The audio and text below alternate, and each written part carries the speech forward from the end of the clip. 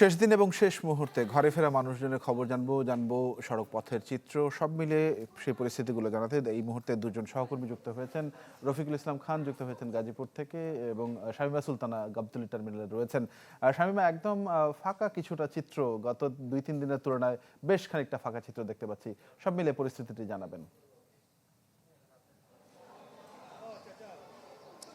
তানভীর, আমরা এই মুহূর্তে গাবতলীতে আছি এবং আপনি জানেন যে এই গাবতলী টার্মিনাল হয়ে কিন্তু যারা দক্ষিণ এবং দক্ষিণ পশ্চিমাঞ্চলের যাত্রী আছেন তারা কিন্তু এই জায়গা থেকে যাতায়াত করেন। তবে আমরা আসার পর থেকে যেটি দেখছি যে যাত্রী সংখ্যা নেহায়েত কম, একেবারেই কম, এবং এখানে যেটি দেখছি যে খুবই নামমাত্র যাত্রী যারা আসছেন তারা আসার পরে আবার বসে থাকতে হচ্ছে। কারণ হচ্ছে যে বাসগুলো আছে সেই বাসগুলো পরিপূর্ণভাবে একেবারেই আসনগুলো পূরণ না হওয়া পর্যন্ত বাসগুলো কিন্তু ছাড়ছে না। তো সে কারণে কিন্তু হচ্ছে যারা আসছেন, যদিও ফাঁকা বা কোনো ভিড়ভাট্টা নেই, কিন্তু তারপরেও কিন্তু যারা আসছেন তাদেরকে অপেক্ষা করতে হচ্ছে শুধুমাত্র ওই কারণে, কারণ বাসগুলো ভরলেই কেবল বাসগুলো যাত্রা শুরু করছে।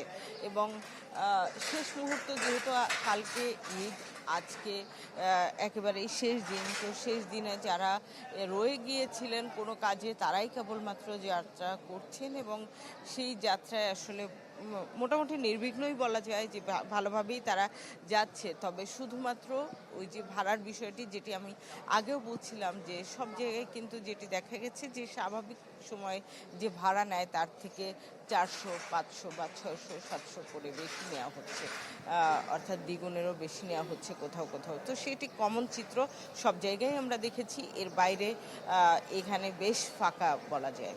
তানভীর। জি শামীমা, ধন্যবাদ আপনাকে আমাদের সঙ্গে যুক্ত হওয়ার জন্য। রফিক, গত 2-3 দিন আপনার সঙ্গে কথা হচ্ছিল, সড়কের চিত্রটা আপনি জানাচ্ছিলেন, আজকে চিত্রটা কি কিছুটা পরিবর্তন হয়েছে? আমি কি কিছু ধরেছি নাকি? আপুটা আপনাকে চেক আউট করছে, জাস্ট কুল থাকো। তানভীর, পরিবর্তনের বিষয়টা যদি বলি, গত 2 দিন ঢাকা টাঙ্গাইল মহাসড়কের চন্দ্রমুরকে কেন্দ্র করে যে যানজট ছিল এবং মানুষের যে ভোগান্তি ছিল সেটি আজকে নেই।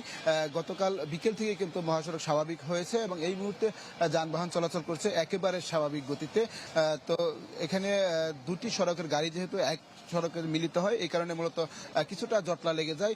মাঝে মধ্যেই ফ্লাইওভারের শেষ প্রান্তে গাড়ি জটলা লাগে, আবার পুলিশ প্রশাসন কিন্তু ছাড়িয়ে দেয়। আর যে গাড়িগুলো আপনি দেখছেন যে লম্বা লাইনে বেশ কয়েক সারিতে দাঁড়িয়ে রয়েছে, সবগুলো গাড়ি কিন্তু যাত্রী নেয়ার জন্য দাঁড়িয়ে রয়েছে। মূলত এটি লোকাল লেন, আর পাশে একটি ডাইরেক্ট লেন রয়েছে, সেই লেন দিয়ে সরাসরি গাড়ি চলে যাচ্ছে। অর্থাৎ যে সমস্ত গাড়ি এখন রাজধানী থেকে আসছেন সেই সমস্ত গাড়ি কিন্তু চন্দ্রকে কেন্দ্র করে কোনো প্রকার যানজটে পড়তে হচ্ছে না, কোনো ভোগান্তিতে পড়তে হচ্ছে না, অনায়াসে চলে যেতে পারছেন। আমরা বেশ কয়েকজন যাত্রীদের সাথে কথা বলেছি যারা গত পরশুদিন কিন্তু বাড়ি যাওয়ার জন্য চন্দ্রামুড়ে এসেছিলেন।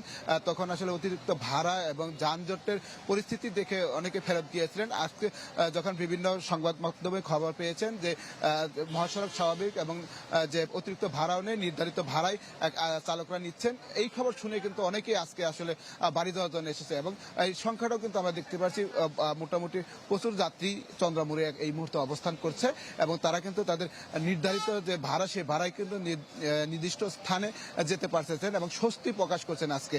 তো আইনশৃঙ্খলা বাহিনীর সদস্য যারা রয়েছে তারাও কিন্তু তাদের যে যানজট নিরসনের ডিউটি সেই দায়িত্ব পালন করছেন। তো গাজীপুরের ঢাকা টাঙ্গাইল এবং ঢাকা ময়মনসিংহ মহাসড়কেও কিন্তু যানবাহন চলাচল করছে স্বাভাবিক গতিতে। তো এখন যারা যাবেন তারা স্বস্তিদায়ক যাত্রা আসলে যেতে পারবেন। এই হলো এখান থেকে সর্বশেষ খবর।